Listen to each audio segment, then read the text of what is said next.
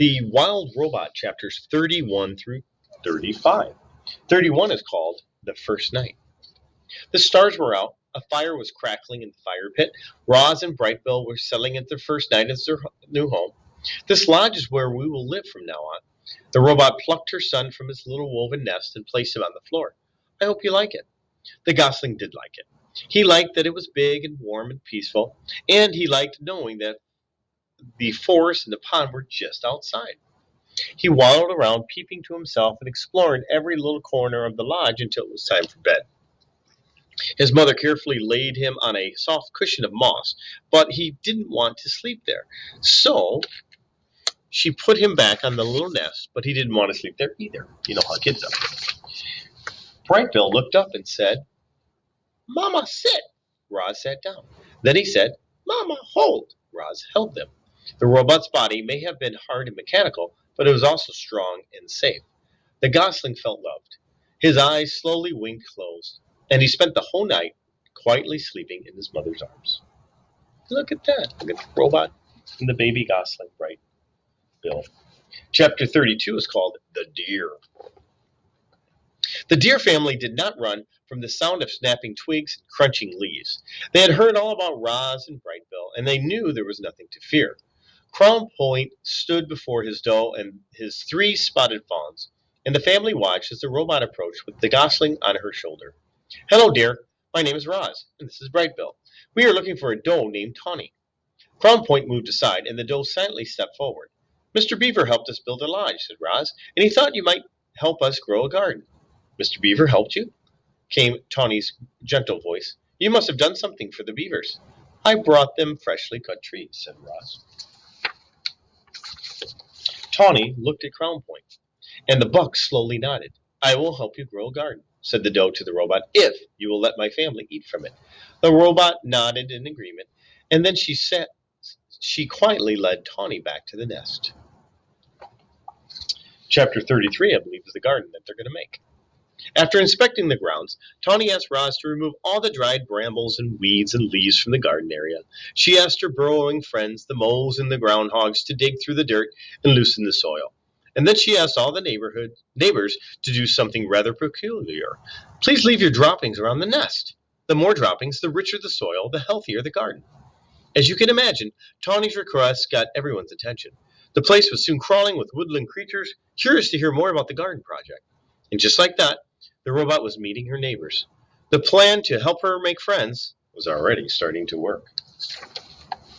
There was a festive feeling go around the nest that day. Animals were coming and going and chatting and laughing. After some pleasant conversation, each neighbor would choose their spot, leaving their droppings and be on their way, and always with a smile. We're happy to help, said two smiling weasels after finishing up their business, if you know what I mean. It was our pleasure, said a flock of smiling sparrows before they flew away. I shouldn't be much longer now, said a smiling turtle as he slowly made his contribution. As all this was going on, Roz walked on and thanked everyone. I am not capable of defecating, which means pooping, she explained, so your droppings are most appreciating. Once the grounds were fertilized, it was time for the plants. Tawny brought Roz and Brightbill out to a lush meadow. The robot sank her fingers into the ground and felt the spongy layer of roots below the grass. Slowly, carefully, she rolled up wide strips of sod, exposing the dark, wormy soil. She carried the rolls back to the nest and spread them out to make a patchy lawn. Then she transplanted clumps of wildflowers and clovers and berries and shrubs and herbs, until the nest was surrounded by a scraggly collection of plants. It's not much to look at now, said Tawny, but the grass will grow into these gaps, and the flowers and bushes should perk up in a few days. I'll return soon to make sure it's all taking root. Before long, this will be a lovely, wild garden. They're all helping each other. Chapter 34 is called The Mother. Like most goslings, Brightbill followed his mother everywhere.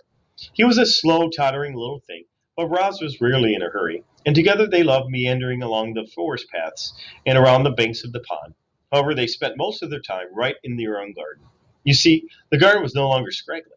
Thanks to the robot's careful attention, it was now bursting with colors and scents and flavors. Clearly, Roz was designed to work with plants. Oh, Roz, you've been busy, said Tawny, and her family grazed at the wonderland of growing things. This garden is glorious. You'll be seeing quite a lot of us around here." Tawny meant what she said. Each morning around daybreak, Roz and Brightbill would hear quiet footsteps outside the nest, and there would be Tawny and Crown Point and their fawns, Willow, Thistle, and Brook happily nibbling on the garden. The deer weren't the only regular visitors. The beavers became quite fond of gnawing on a certain hardy shrub on the edge of the garden. Dig Down, the old groundhog, popped up to munch on berries. Broadfoot, the giant bull moose, came by to chew on tree shoots. And of course, bees and butterflies were there every day, happily floating through the flowers. They always seemed to be friendly animals hanging around the garden. It was amazing how differently everyone treated Roz these days. Animals who once ran from the robot in fear now stopped by the nest just to spend time with her. The neighbors smiled and waved whenever Roz and Brightbill wandered past. And at the dawn truce, the other mothers were eager to share their parenting advice. Make sure Brightbill gets plenty of rest. A tired gosling is a cranky gosling. When the wind started blowing from the north, you must immediately get Brightbill to safety. North winds always bring bad weather. You'll never be perfect, mother, so just do the best you can. All Brightbill really needs to know is that you're doing your best. No gosling ever had a more attentive mother. Roz was always there, ready to answer her son's questions, or to play with him, or to rock him to sleep, or to whisk him away from danger. With a computer brain packed full of parenting advice and the lessons she was learning on her own, the robot was actually becoming an excellent mother. Crazy. Last chapter for now. The First Swim, chapter 35. "Good afternoon, you two," said Loudwing as she paddled into the garden. "Remember me, Brightbill?" "Loudwing, Loudwing." "Very good." The old goose giggled. Ooh, there's alliteration. Goose giggled. "Now, Roz, do you know what tomorrow is? Tomorrow is swimming day, the day when all parents take their goslings out of the pond for the first time, and you simply must bring Brightbill." "Swim, swim," said the gosling, shaking his tail feathers. "Brightbill can go," said Roz, "but I cannot swim. I cannot go on the pond with him. I will not be able to protect him." "Who'd have thought a big thing like you would be afraid of a little water?" Loudwing laughed. "Well, don't you worry about Brightbill. He'll be safe in the flock, and he's going to have so much fun swimming with the other goslings. We'll begin at sunrise, so don't be late. See you in the morning." And with that, the goose plopped into the water and glided away. "Swim, swim," said the gosling. "Yes, Brightbill," said the robot, staring at the robot. "Swim, swim." Early in the next morning, peeps and honks and splashes began echoing across the calm water. Roz and Brightbill followed a trail through the fog and over to a beach that was crawling with a fluffy gosling and proud parents. Roz took a few steps into the water, and her survival instincts immediately flared up. The robot's computer brain knew that if water got inside her body, it could do some serious damage. And so, as the other parents began swimming across the pond, Roz stood safely in the shadows and watched. Brightbill ran up and down the beach with the other goslings, peeping and laughing and pretending to be afraid of the tiny waves. When one wave finally pulled him in, he felt his body floating on top of the water. A bright smile appeared on Gosling's face. Clearly, Brightbill was designed to swim. "Very good," Brightbill said Loudwing as she floated past. "You're a natural." Let's take a look at the picture. "Yes, Brightbill, you are a natural," said Roz, trying to sound like a good mother. Loudwing rounded up all the goslings and gave them a quick swimming lesson. "Remember, everyone, paddle your feet evenly to swim in a straight line. Paddle with your right foot to go left, and paddle with your left foot to go right. Try it out and join the rest of us. When you're ready, happy swimming day." Loudwing and the other adult geese calmly guided toward the center of the pond. A jumble of goslings tried to keep up with them. The youngsters jostled and splashed and peeped with excitement, and gradually they paddled into the direction of their parents. Only Brightbill lagged behind. "Mama swim?" Roz pointed to the flock. "I cannot swim. Go have fun with the other geese. You will be safe with them." The gosling took a deep breath. Then he shook his tail feathers and paddled his feet and set out on his very first swim. He drifted too far to the left. Then he drifted too far to the right. But his feet just kept paddling until he caught up with the other goslings. Roz spent the morning watching her son swim around and around the pond. And as she watched him, she felt something like gratitude. Thanks to Brightbill, the robot now had friends and shelter and help. Thanks to Brightbill, the robot had become better at surviving. In a way, Roz needed Brightbill as much as Brightbill needed Roz, which was precisely why she felt such concern when the mood on the pond suddenly changed. One moment, everything was tranquil or nice. And the next moment, the geese were in a panic. something was violently sloshing through the group. It was Rockmouth, the giant toothy pike.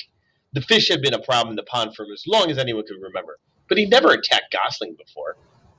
All their parents immediately went to protect their young. All the parents except for Roz. The robot could only stand in the shadows and watch as her son left the other geese behind and desperately swam towards his mother. Swim to me, Brightwell, quickly. The gosling kicked as fast as he could, but alone in the water he made an easy target. The pond rippled as Rockmouth slashed below the surface. Mama, help! Squeaked Brightwell. The robot was terribly conflicted. Part of her knew she had to help her son, but another part knew she had to stay out of the deep water. Her body lurched forward and backward again and again as she struggled to make a decision. And then Lao Wing came to the rescue. Rockmouth, don't you dare harm that little darling. The old goose fluttered and splashed right on top of the fish. Leave him alone. She pecked and kicked her and beat her wings against the fish until he surrendered to the murky depths of the pond. Lao Wing escorted Brightbill back to the beach, and a minute later the gosling was in her mother's arms, safe and sound. Rockmouth isn't as dangerous as he seems, said the goose out of breath, but I think that's enough swimming for one day. And that's the end for right now of The Wild Robot by Peter Brown.